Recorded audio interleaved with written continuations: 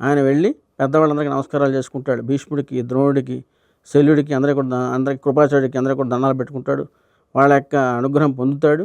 ఇండైరెక్ట్గా వాళ్ళ సపోర్ట్ తీసుకుంటాడు. ఇది ఒక నాయకత్వ లక్షణం. శత్రువుల దగ్గర నుంచి కూడా మనల్ని పొందినవాడు ధర్మరాజు.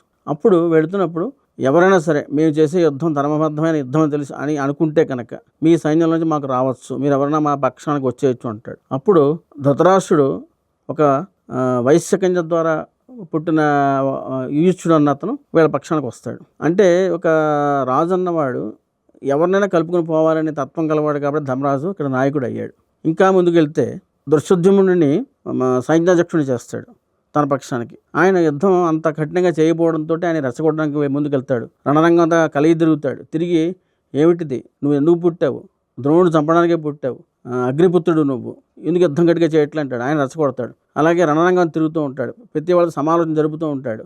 చివరికి అర్జునుడు కూడా శిబిరానికి వచ్చేస్తే ఏమిటి ఎందుకు వెనక్కి వచ్చేసావు, కర్ణుడిని చంపేవా లేదా, నువ్వు ఎందుకు పుట్టావు, నీకు ఇచ్చిన అస్త్రాలను ఏం చేసుకుంటావు, నువ్వు నేను నమ్ముకుని నేను యుద్ధాన్ని దిగాను కదా అని రెచ్చగొడతాడు. అంటే ఏదో రకంగా అల్టిమేట్గా విజయం సాధించాలి. ముందు సాధించాలంటే రాజు అన్నవాడు ముందు ఉండి వెనకాల నడిపించాలి.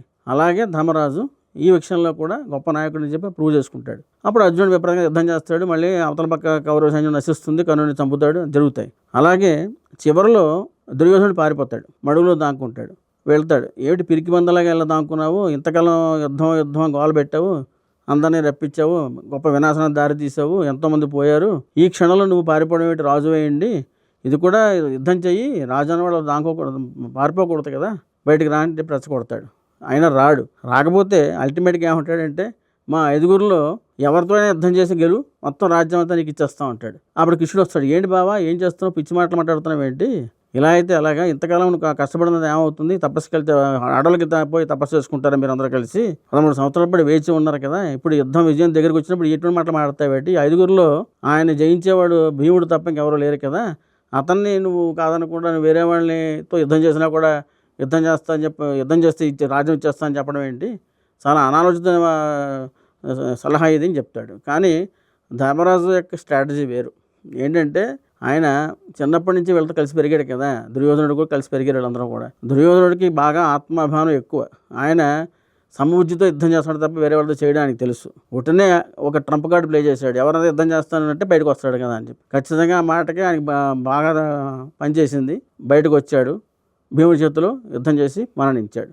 సో ధర్మరాజు ఎంత ధర్మబద్ధుడో, ఎంత ధర్మంగా ఉంటాడో, అలాగే ఎంత నీతిగా ఉంటాడో, అలాగే అవసరం వస్తే తాను మెత్తని పూలి అని చెప్పేసి ఈ విషయంలో అన్ని విషయాలను ప్రూవ్ చేసుకున్నాడు. అలాగే భీష్ముడి దగ్గరికి వెళ్ళి ఎంత యుద్ధం చేస్తున్నప్పుడు కూడా భీష్ముడు యుద్ధం చేసి పూర్తిగా చేయగలిగితే మొత్తం పాండవసేన అంతా నశిస్తుందని తెలుసు. అందుకని తాత నువ్వు మాకు ఇచ్చిన వరం ఏమిటి, తప్పకుండా మీకు అందరికీ కూడా నాకు బ్లెస్సింగ్స్ ఇచ్చావు కదా, నా కోరిక ఏంటంటే నువ్వు ఎలా అపజయం పాలవుతావు అని అడుగుతాడు. నువ్వు నీ మీద ఎలా విజయం సాధించాలని చెప్పి ఇండైరెక్ట్గా అడుగుతాడు. అప్పుడు ఆయన చెప్తాడు, సెకండ్ అందరూ అడ్డు పెట్టుకోమని చెప్తాడు, ఇవన్నీ చేస్తాడు. అంటే అర్థం ఏమిటంటే రాజు విజయం, ధర్మం, తర్వాత రాజనీతి, ధర్మనీతి, ధర్మజ్ఞానం అన్నీ కూడా ధర్మరాజులో అన్నీ కూడా లక్షణాలు ఉన్నాయి కాబట్టి ఆయనకు మహానాయకుడిని చెప్పచ్చు.